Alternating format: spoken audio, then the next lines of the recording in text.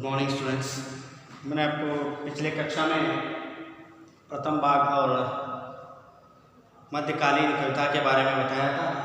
आज आधुनिक कविता में द्वितीय भाग में आधुनिक कविता में जो पहला कविता है कुटिया में राजभवन, इसका कवि है मैथिली शरण। कवि कौन है? मैथिली शरण। पहले हम मैथिली शरण के बारे में जानकारी प्राप्त करेंगे। मैथिली शरण का जन्म कब हुआ और उनकी रचनाएं कौन कौन सी हैं और कुटिया में राजभवन किससे संबंधित कविता है, इसके बारे में आज हम चर्चा करेंगे। कवि परिचय। हिंदी साहित्य के आधुनिक काल के प्रख्यात रचनाकार गुप्त जी का जन्म 1886 में इनका जन्म हुआ चिरगांव झांसी। चिरगांव कहाँ आता है? झांसी, उत्तर प्रदेश में झांसी में इनका जन्म। चिरगांव एक छोटा सा गांव है, उत्तर प्रदेश, झांसी उत्तर प्रदेश की तरफ आता है, वहाँ पर इनका जन्म। आप मूलतः राष्ट्रीय भावना के प्रेषक कवि माने जाते हैं। राष्ट्रीय भावनाओं को इनकी कविताओं में हम देखे जाते हैं।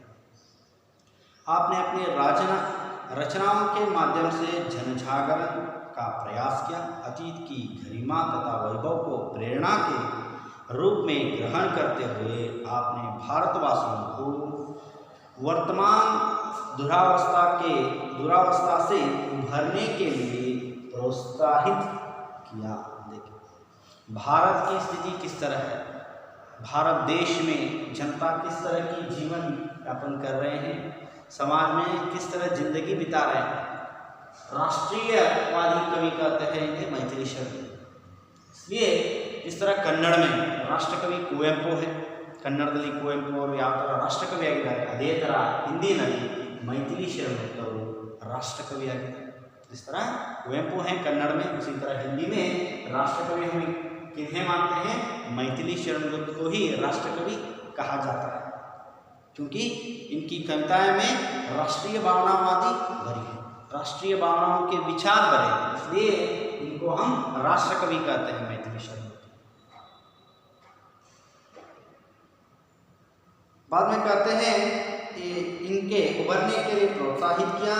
इनकी मृत्यु होती है 1964 ईस्वी में इनका स्वर्गवास निधन हुआ मैथिली शरण। इनकी प्रमुख रचनाएं कौन कौन सी हैं? महाकाव्य कौन कौन से हैं? साकेत। इनके प्रमुख महाकाव्य दो हैं इनके, साकेत और जय भारत। मैथिली शरण के महाकाव्य हैं साकेत और जय भारत। इनके प्रसिद्ध महाकाव्य है पंचवटी, झंकार, यशोधरा, द्वापर, विष्णुप्रिया, भरत भारती आदि इनके रचनाएं। ये सब इनकी रचना है। ये दोनों क्या है? महाकाव्य। महाकाव्य और खंडकाव्य में क्या? महाकाव्य जो बड़ा होता है, खंडकाव्य किसे कहते हैं? महाकाव्य का एक भाग को खंडकाव्य कहते हैं। इस तरह महाकाव्य रामायण, महाभारत, महाकाव्य। इसमें खंडकाव्य क्या है? सीता विलाप। जिस तरह हनुमान सीता के मुलाकात के लिए जाता है, श्री राम उनको अंगूठी देता है, अंगूठी देने के लिए जाता है, वो क्या है? सीता विलाप। वो क्या है? खंडकाव्य। रामायण क्या है? महाकाव्य। उसी तरह ये दोनों महाकाव्य है, साकेत और जय भारत। श्री कृष्ण के ऊपर लिखा हुआ एक महाकाव्य है साकेत। प्रस्तुत मध्य भाग साकेत महाकाव्य से लिया गया है, जो आधुनिक राम काव्य परंपरा की अनुपम कड़ी मानी जाती है। कड़ी बोली को काव्य भाषा बनाने तथा उसकी अभिव्यक्ति क्षमता को बढ़ाने में गुप्त जी की उल्लेखनीय भूमिका है। ये साकेत महाकाव्य का एक भाग है कुटिया में राजभवन। साकेत क्या है? बड़ा महाकाव्य है, उसमें महाभारत और रामायण की जो रचनाओं को जुड़े विचार जुड़े, उसमें से एक कुटिया में राजभवन एक छोटा सा भाग है। कुटिया में राजभवन और ये भाषा खड़ी बोली में लिखी हुई। खड़ी बोली किसे कहते हैं? Standard language.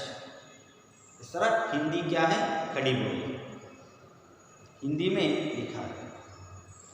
प्रस्तुत भाग को खड़ी बोली काव्य भाषा से बनाने तथा उसकी अभिव्यक्ति क्षमता को बढ़ाने में गुप्त जी की उल्लेखनीय भूमिका रही है।